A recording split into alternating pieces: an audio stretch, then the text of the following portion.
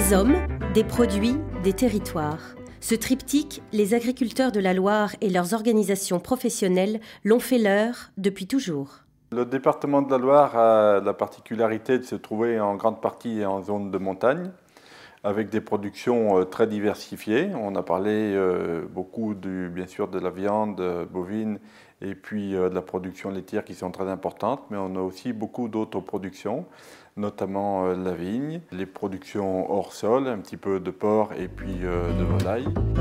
La plaine du Forez est l'objet de convoitises diverses. L'agriculture, qui y trouve un grenier pour approvisionner en maïs et en paille les montagnes environnantes.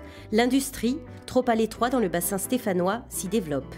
Enfin, les environnementalistes veulent la sanctuariser pour ses étangs. Classée en zone nitrate, mais aussi en zone Natura 2000, elle est le carrefour de l'identité de la Loire. 53% du territoire de la Loire est à vocation agricole, dont les 3/4 classés en zone de montagne.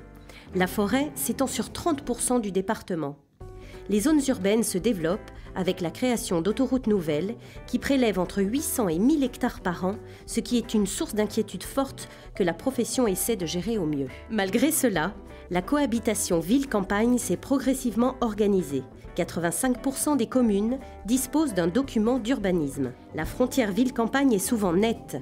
De nombreuses villes ou gros bourgs comptent une activité agricole conséquente. Par exemple, Saint-Étienne et Saint-Chamond comptent chacune 70 exploitations agricoles. Cette densité permet à plus de 1000 agriculteurs, 1 sur 3, de vendre en direct tout ou partie de leur production.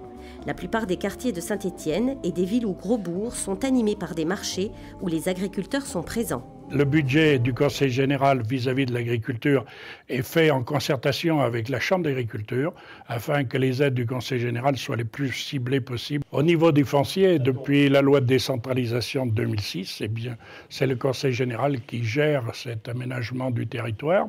Au niveau du périurbain, la loi nous autorise à définir des périmètres dans lesquels nous pourrons, avec les collectivités, garder des territoires à notre agriculture.